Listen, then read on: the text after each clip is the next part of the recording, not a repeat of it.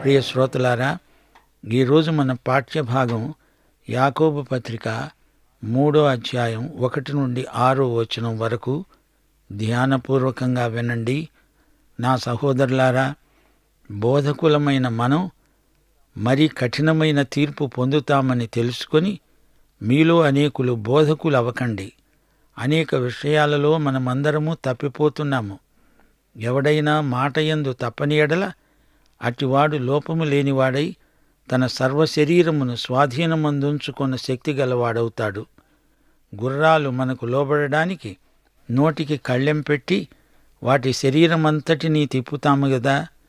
ఓడలను కూడా చూడండి, అవి ఎంతో గొప్పవై పెనుగాలికి కొట్టుకొని పోబడినా ఓడ నడిపేవాని ఉద్దేశము చొప్పున మిక్కిలి చిన్నదైన చుక్కాని చేత తిప్పబడుతుంది.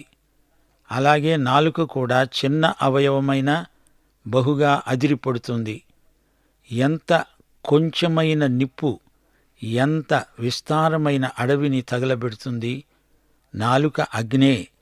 నాలుక మన అవయవములలో ఉంచబడిన పాప ప్రపంచమై సర్వ శరీరమునకు మాలిన్యము కలుగచేస్తూ ప్రకృతి చక్రానికి చిచ్చు పెడుతుంది. శ్రోతలు వినండి, దేవుడు మన విశ్వాసానికి మన నాలుకనే పరీక్షా సాధనంగా వాడుకుంటాడు. అదుపులో పెట్టకపోతే నాలుకలోనే నరకమున్నది. మనకు వాక్స్వాతంత్ర్యం, పత్రికా స్వాతంత్ర్యం ఉంది నిజమే. మనిషికి నోరు ఒక్కటే గాని చెవులు 2.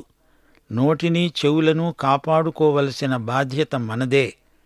మనకు వినే స్వాతంత్ర్యం కూడా ఉండాలి. ఈ అధ్యాయంలో అంశమిదే. దేవుని విశ్వవిద్యాలయంలో వాక్ స్వాతంత్ర్యం మనకుంది. మన సంభాషణను దేవుడు పరిశీలిస్తున్నాడు. మనం మాట్లాడే ప్రతి మాట దేవుడు వింటున్నాడు. మన నోటి నుండి వెలువడిన ప్రతి మాట ఆయన వినగలడు. సగటున మనిషి రోజుకు 30,000 మాటలు పలుకుతాడని పరిశోధనల్లో తేలింది. ఈ మాటలన్నీ సమకూరిస్తే రోజుకొక గ్రంథమవుతుంది. నీ జీవితమంతా రోజుకొక పుస్తకమైతే వాటిని ఎక్కడ ఉంచాలి? అయినా దేవుని మనసులో మనం చెప్పే మాటలన్నీ ముద్రించబడతాయి. రచయితలు, వక్తలు తమ మాటలతో ఇతరులకు మేధోక్షాళన చెయ్యాలని ప్రయత్నిస్తారు. అది సరే. సంఘాలలో వాక్స్వాతంత్ర్యం మాటేమిటి? నాలుకను ఇష్టం వచ్చినట్లెల్లా వాడితే ప్రమాదం. దేవుని బిడ్డలు తమ వాక్స్వాతంత్ర్యాన్ని దుర్వినియోగం చేయకూడదు. నాలుకను అదుపులో ఉంచుకోవాలి. యాకోబు పత్రిక సామెతల గ్రంథం లాంటిది. దేవుని విశ్వవిద్యాలయంలో మనం పట్టభద్రులమవ్వాలంటే నేర్చుకోవలసిన పాఠాలివి. ఇక్కడ దేవుని విశ్వవిద్యాలయంలో యాకోబు ప్రధానాచార్యుడు, పరిశుద్ధాత్మ మహామహోపాధ్యాయుడు. దేవుడు మన విశ్వాసాన్ని పలు విధాలుగా పరీక్షిస్తాడు. ఇప్పుడు నాలుక పరీక్ష ప్రస్తావించబడింది. జీవిత ప్రయోగశాలలో మన నాలుకకు రసాయన పరీక్ష జరుగుతోంది. ఇది నాలుక అనే పదార్థాన్ని పరీక్షించటం కాదు, దాన్ని గురించిన పరమార్థాన్ని విశ్లేషించడం. ఇది ముఖ్యం. 1వ అధ్యాయం 26వ వచనంలో యాకోబు సూచకప్రాయంగా పేర్కొన్నాడు. అలాగే 19వ వచనం, ఎవడైనను నోటికి కళ్ళెము పెట్టుకొనక తన హృదయమును మోసపరుచుకుంటూ భక్తిగల వాడను అని అనుకొన్న ఎడల వాని భక్తి వ్యర్థమే. ప్రతి మనుష్యుడు వినటానికి వేగిరపడేవాడు, మాట్లాడడానికి నిదానించేవాడు అయి ఉండాలి. 2 చెవులున్నాయి గనుక ఎక్కువ వినాలి. ఒకే నోరు గనుక తక్కువ మాట్లాడాలి. నాలుక అణుబాంబు కంటే ప్రమాదకరమైన ఆయుధం. అలనాడు ఒక గాడిదె బిలాముతో మాట్లాడింది అంటే అదొక అద్భుతం అనుకుంటున్నాము. గాని ఈ రోజున గాడిద ఏదైనా మాట్లాడడం లేదు అంటే అదే అద్భుతం. ఒక శిశువు మాట్లాడడం నేర్చుకోవడానికి 2 సంవత్సరాలు పడుతుంది. ఆ తరువాత నోరు మూసుకోవడం నేర్చుకోవడానికి 50 సంవత్సరాలు పడుతుంది. ఒకతను నది ఒడ్డున కూర్చొని గాలం వేసి చేప పడుతుందేమో అని కనిపెట్టి చూస్తున్నాడు. ఎలాగైతేనేం ఒక చిన్న చేప పడింది. అటే వెడుతున్న ఒక స్త్రీ అంది, ఏమయ్యా, పాపం ఆ చిన్న చేపను అన్యాయంగా అలా పట్టేశావు. అప్పుడు అతను అన్నాడు, అది నోరు మూసుకొని ఉంటే గాలాన్ని తప్పించుకునేదే. ఆ మాట చేపను గురించి అన్నాడో లేక ఆ స్త్రీని గురించి అన్నాడో తెలియక ఆమె తికమక పడింది. కాలు జారితే తీసుకోవచ్చు గాని నోరు జారితే తీసుకోలేము. నాలుకను కాపాడుకునేవాడు తన ఆత్మను కాపాడుకున్నవాడవుతాడు. పలుకబడని మాటను నీవు అదుపులో ఉంచుకోగలవు. అది పలకబడిన తరువాత అదుపు దప్పి బజారున పడుతుంది. యాకోబు పత్రిక 3వ అధ్యాయం 1వ వచనం నుండి వివరాలు వినండి. మనం ఉపదేశకులమైతే మరీ కఠినమైన తీర్పునకు గురి అవుతామని తెలుసుకొని మీలో అనేకులు ఉపదేశకులు కాకండి. ఉపదేశకుని బాధ్యత ఎంతో గురుతరమైనది. తప్పు బోధిస్తే ప్రజలు తప్పు నేర్చుకుంటారు. తప్పులు ఆ విధంగా విస్తరిస్తాయి. ఈ రోజున ప్రవచనాలను గురించిన తప్పుడు బోధలు ఏ విధంగా ప్రజలను ఆకట్టుకుంటున్నాయో చూడండి. దేవుని వాక్యాన్ని పూర్తిగా గ్రహించని ఉపదేశకులు ప్రజలలో అన్ని విధాల అపసవ్య వైఖరులను ప్రకల్పన చేసిన వారవుతారు. వాక్యాన్ని సరిగ్గా విభజించలేని ఉపదేశకులు ప్రజలలో కలవరం తెచ్చిపెడతారు. వాక్యం రాకపోయినా నేర్చుకునే మనస్సు లేని వీరు చెప్పరాని గర్వంతో విర్రవీగిపోతారు. నాకే అంతా తెలుసు అనే ధీమా బోధకులకు ఉండకూడదు. కొందరు ఎంత అతిశయంగా బోధిస్తారంటే త్రిత్వానికి తాను చతుర్థం అన్నంత ప్రగల్భం అతని బోధల్లో ద్యోతకమవుతుంది. నాలుక ప్రమాదకరమైనది. అందుకే భక్త యాకోబు అంటున్నాడు, మీలో ఎక్కువ మంది బోధకులు ఉపదేశకులు కాకుండా ఉంటే మంచిది. నీవు రక్షించబడిన క్షణమే గొప్ప ఉపదేశకుణ్ణి అయిపోయాను అనుకుంటే అది కేవలం భ్రమ. అలాంటి బోధకులు కఠినమైన తీర్పునకు గురి అవుతారు. దేవుని వాక్యాన్ని సరిగా నేర్పని వారిపై దేవుని తీర్పు నిలిచి ఉంటుంది. తప్పులు నేర్పే వారిపై దేవుడు కఠిన చర్య తీసుకుంటాడు. బోధకులు ఉపదేశకులు ఈ విషయంలో దేవుని తీర్పునకు గురి కాక తప్పదు. మనమందరము అనేక విషయాలలో కాలుజారుతున్నాము. ఎవడైనా తాను చెప్పేదానిలో పొరబడకపోతే ఆ మనిషి ఏ లోపమూ లేని వ్యక్తే. శరీరమంతటినీ అదుపులో ఉంచుకోగలిగిన వ్యక్తి. ఎంత గొప్పవారైనా ప్రమాదవశాత్తు తప్పిపోవచ్చు. మాట అన్నప్పుడు తప్పిపోకూడదు. పరిపక్వత గల విశ్వాసి ఒక మాట అన్నాడంటే ఆ మాటను నిలబెట్టుకుంటాడు. నాలుక నీ వశంలో ఉంటే శరీరమంతా నీ వశంలో ఉంటుంది. మానవుని నాలుక పశువుల నుండి అతణ్ణి ప్రత్యేకిస్తుంది. మానవుడు కోతికాడు, చిలక కాడు. మానవుడు మనిషి. మానవుడు మాటల్లో తన తలంపులను పెట్టగలడు. తన ఆలోచనలను మాటల్లో వ్యక్తం చేయగలడు. తోటి మానవుల మాటలు వినగలడు, గ్రహించగలడు. భావ వ్యక్తీకరణ మానవునికి మాత్రమే భాషాపరంగా శబ్దరూపంలో సాధ్యం. దేవుడు మాట్లాడే దేవుడు. దేవుని సృష్టి అయిన మానవుడు మాట్లాడతాడు. ఇది దేవుడిచ్చిన వరం, ఆశీర్వాదం.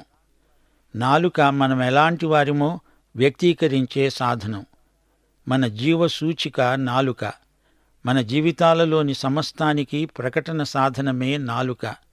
నీ మాటను బట్టి నీవెవరో గుర్తుపట్టగలను. నీ స్వరాన్ని బహిర్గతం చేసేది నాలుక. పేతురుతో అక్కడి వారు అన్నారు, మత్తయి సువార్త 26వ అధ్యాయం 73వ వచనం, నిజమే, నీవు వారిలో ఒక్కడవే. నీ పలుకు నిన్ను గూర్చి సాక్ష్యమిస్తున్నది. అతని మాటల్లోని యాసను బట్టి అతడు గల్లీయుడని వారు గుర్తుపట్టారు. నీ చదువు, సంస్కారం, నాగరికత నీ మాటల్లో ఉట్టిపడుతుంది. అంతేకాదు, నీవు దేవుని బిడ్డవు అవునో కాదో అది కూడా నీ మాటల్లోనే తేలిపోతుంది. ప్రియ సోదరుడా, సోదరి, నీవు గత వారం మాట్లాడిందంతా టేప్ రికార్డు చేసుకుని ఒక్కసారి విను. తప్పకుండా కొన్ని మాటలకు నీవు సిగ్గుపడాల్సి వస్తుంది. అవి ఇతరులు వినకుండా ఉంటే బావుండు అనిపిస్తుంది. గుర్రాలను లోబరుచుకోవడానికి వాటి నోటికి కళ్ళెం పెడితే దానితో వాటి శరీరమంతా తిప్పగలము గదా. కీర్తనలు 39 మొదటి వచనంలో దావీదన్నాడు, నా నాలుకతో పాపము చేయకుండునట్లు నా మార్గములను జాగ్రత్తగా చూచుకుంటాను. భక్తిహీనులు నా ఎదుట ఉన్నప్పుడు నా నోటికి చిక్కం ఉంచుకుంటాను అనుకున్నాను. ఈ రోజుల్లో చాలామంది నోటికి చిక్కం ఉంటే బావుండు అనిపిస్తోంది. గుర్రం నోటికి కళ్ళెం అవసరం, లేకపోతే గుర్రం మాట వినదు. కళ్ళెం గుర్రానికి అలంకారమేమీ కాదు.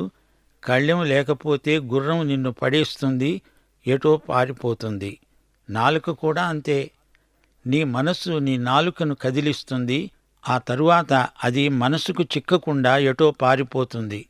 అందుకే దేవుడంటున్నాడు, నీ నాలుకకు కళ్ళెం పెట్టుకో. ఓడల సంగతి చూడండి, అవి ఎంతో పెద్దవి, బలమైన గాలి తాకిడికి కొట్టుకొని పోతాయి. అయినా ఓడ నడిపేవాడు చాలా చిన్న చుక్కానితో తనకు ఇష్టమొచ్చినట్లు వాటిని నడుపుతాడు. ఓడ పెద్దది గాని చుక్కాని చాలా చిన్నది, అయినా అది ఓడనంతటినీ తన వశంలో ఉంచుకోగలదు. అలాగే చిన్న అవయవమైన నాలుక నీ జీవితమంతటినీ ఏలగలదు. ఈ నాలుక కొందరి జీవితాలను పూర్తిగా నాశనం చేసింది. కొందరు స్త్రీలు అజాగ్రత్తగా తమ నాలుకను వాడి అమాయకుల సంసారాలను కూల్చారు. ఈ నాలుక అదుపు తప్పిన గుర్రం కంటే, సముద్రంలో చెలరేగే తుపాను కంటే ఘోరమైనది, ప్రమాదకరమైనది. తాగుబోతుతనం, మద్యపానం జాతిని పాడు చేస్తాయి నిజమే, గాని నాలుక అంతకంటే గొప్ప వినాశనకారి. సామెతలు 6వ అధ్యాయం 16-17 వచనాలు. కల్లలాడే నాలుక యెహోవాకు హేయం. అజాగ్రత్తగా పలికిన మాట వల్ల కలహాలు పుడతాయి. క్రూరమైన మాట జీవితాన్ని ముక్కలు చేస్తుంది. చేదు మాట విద్వేషాన్ని కల్పిస్తుంది. కసితో అన్నమాట మనుషులను కొట్టి చంపుతుంది. కృపాసహితమైన మాట మార్గాన్ని సరళం చేస్తుంది. ఆనందకరమైన మాట రోజునంతా వెలుగుమయం చేస్తుంది. సమయోచితమైన మాట ఆదరణ కలిగిస్తుంది. ప్రేమగల మాట స్వస్థపరుస్తుంది, ఆశీర్వదించి ప్రోత్సహిస్తుంది. గనుక దేవుని బిడ్డలారా, మీ నాలుక విషయం జాగ్రత్త. 1 కొరింథీ 14వ అధ్యాయం 9వ వచనం, మీరు స్పష్టమైన మాటలు నాలుకతో పలికితేనే గాని పలికినది మీకు ఎలాగు తెలుస్తుంది? మీరు గాలితో మాట్లాడుతున్నట్లే ఉంటుంది. తేటగా మాట్లాడే నాలుక దేవుడు మనకివ్వాలి. చిన్న పిల్లలకు సైతం అర్థమవ్వాలి. నా గొర్రెపిల్లలను మేపు అని దేవుడు మనల్ని ఆజ్ఞాపించాడు. శరీరంలో నాలుక చిన్న భాగమే కాని ఎంతో గర్వంగా మాట్లాడుతుంది. చూడండి, అంత చిన్న నిప్పు రవ్వ ఎంత పెద్ద అడవిని తగలబెడుతుందో. నాలుక నిప్పులాంటిదే. మన అవయవాలలోని పాపిష్టి ప్రపంచమే.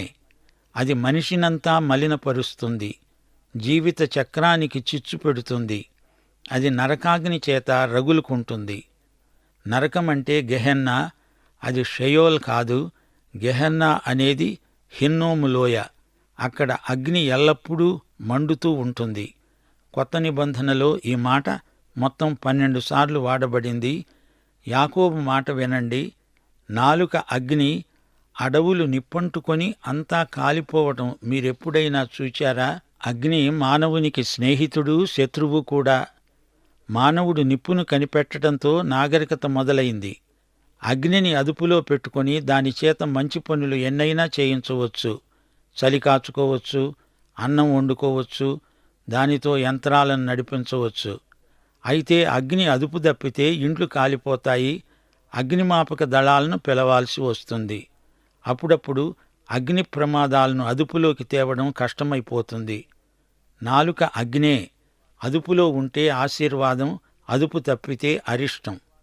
అగ్ని ఆశీర్వాదము కావచ్చు, శాపము కావచ్చు. సామెతలు 12వ అధ్యాయం 18వ వచనం, కత్తిపోటు వంటి మాటలు పలికేవారు కలరు, జ్ఞానుల నాలుక ఆరోగ్యదాయకము. నాలుక మనుషులను చంపే ఖడ్గం కావచ్చు, లేదా ఆరోగ్యప్రదం కావచ్చు. సామెతలు 15వ అధ్యాయం 14వ వచనం, బుద్ధిమంతుని మనస్సు జ్ఞానాన్ని వెదుకుతుంది, బుద్ధిహీనులు మూఢత్వాన్నే భుజిస్తారు. నీ మాటలు నీ నోటి నుండి వెలువడకముందే వాటిని అదుపులో పెట్టుకోగలవు, గాని అవి వెలువడిన తరువాత నీవేమీ చెయ్యలేవు. నాలుక జారితే చాలా ప్రమాదమని మా శ్రోతలు గుర్తించాలి. సీమోను పేతురు నాలుక జారాడు. నేనాయనను ఎరగను అన్నాడు. అయితే పెంతెకొస్తునాడు ప్రభువు సీమోను పేతురు నాలుకను వాడుకున్నాడు. నాలుక శాపం కాగలదు, లేక ఆశీర్వాదమూ కాగలదు. అగ్ని అడవిని దహించినట్లు ఒక్క వ్యక్తి నాలుక స్థానిక సంఘాన్ని దహించగలదు, కుటుంబాలను కూల్చివేయగలదు, పట్టణాన్ని ధ్వంసం చేయగలదు, జాతినే అప్రతిష్ట పాలు చేయగలదు.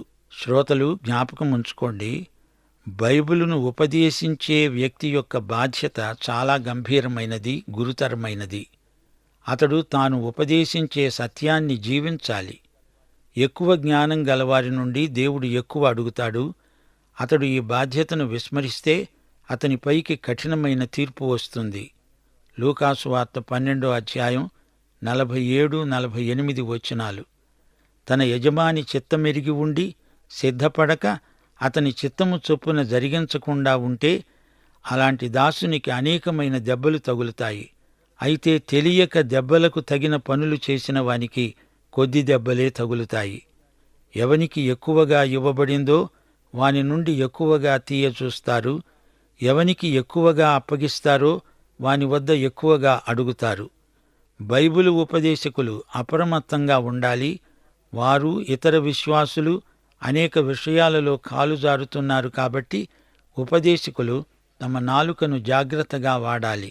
నాలుక చాలా సున్నితమైన పరికరం. ఉపదేశకుణ్ణి అవుతాను అనే ఉబలాటం ఉంటే చాలదు, దేవుని పిలుపు ఉండాలి. ఉపదేశించే సామర్థ్యం దేవుడిచ్చాడని రూఢిగా తెలుసుకోవాలి. రోమాపత్రిక 12వ అధ్యాయం 6-7 వచనాలు. మనకు అనుగ్రహింపబడిన కృప చొప్పున వేరువేరు కృపావరములు కలిగిన వారమై ఉన్నాము. బోధించేవాడైతే బోధించుటలో, హెచ్చరించేవాడైతే హెచ్చరించడములో పనిగలిగి ఉందాము. తన వాక్కును ఉపదేశించడానికి దేవుడు సిద్ధపరిచాడని, దేవుడు తనను పిలిచాడని నిశ్చయత కలిగి బోధకుడు సేవ చేయాలి. ఉపదేశకుని పని అద్భుతమైనది, చాలా సంతృప్తికరమైనది. ఉపదేశకులారా, ఈ ఘనమైన పిలుపును బట్టి భయభక్తులతో ఆనందించాలి. ప్రియశ్రోతలు, నాలుకను గురించి భక్త యాకోబు మనకు సుదీర్ఘమైన పాఠం నేర్పాడు గదూ. నాలుకలో ఎంత కీడు దాగి ఉందో గుర్తించండి. నాలుక ప్రకృతి చక్రానికి చిచ్చు పెడుతుంది. ప్రకృతి చక్రం అంటే జీవచక్రం. మానవుని జీవితం పుట్టుక నుండి మరణం వరకు చక్రంలాగా దొర్లుకుంటూ పోతోంది. మానవుని బ్రతుకు ఒక చక్రానికి పోల్చబడింది. ప్రసంగి గ్రంథం 12వ అధ్యాయం 6వ వచనం, బావి వద్ద చక్రం పడిపోతుంది. నాలుక అగ్నిని రగిల్చేది, నరకాగ్ని, గెహన్నా. పాఠం ముగింపులో మానవుని నాలుక అనగా మాటలు చేయగల పాపాలెన్నో మా శ్రోతలు గమనించాలి. దేవదూషణ, పరిశుద్ధమైన వాటిని తేలిక చేసి మాట్లాడడం, పొరుగువాణ్ణి గురించి అబద్ధ సాక్ష్యం పలకడం, అబద్ధాలాడడం, అపనిందలు పుకార్లు ప్రచారం చేయడం. విశ్వాసి న్యూనతాభావంతో మాట్లాడే మాటలు కూడా దేవుని దృష్టిలో వాచా పాపమే. నాలుక చిన్నదే కాని దీన్ని జయించినవాడు జీవితమంతటిపై గొప్ప విజేత. నాలుక గొప్పలు చెప్తుంది, శరీరమంతటినీ మైలపరుస్తుంది. నాలుకకు నరకం అగ్గి అంటిస్తే అదే నాలుకను దేవుని పవిత్రాగ్ని పైనుండి వచ్చి శుద్ధి చేస్తుంది. నాలుక రక్షించబడాలి. యెషయా పెదవులను, నాలుకను దేవుడు పవిత్రాగ్నితో ముట్టాడు. పెంతెకొస్తునాడు అపొస్తలుల నాలుకలను దేవుని ఆత్మ స్పృశించాడు. అవి పవిత్రీకరించబడినవి. మేడగదిలో పరిశుద్ధాత్మ శక్తి నాలుకలుగా విభజించబడి వారి మీద వ్రాలింది. శ్రోతలు, నాలుక విషయం జాగ్రత్త. పాఠం ఇంతటితో సమాప్తం. ప్రభు అయిన యేసుక్రీస్తు వారి దివ్య కృప, తండ్రి అయిన దేవుని పరమ ప్రేమ, పరిశుద్ధాత్మ యొక్క అన్యోన్య సహవాసము మనకందరికీ సదాకాలము తోడై ఉండునుగాక. ఆమేన్.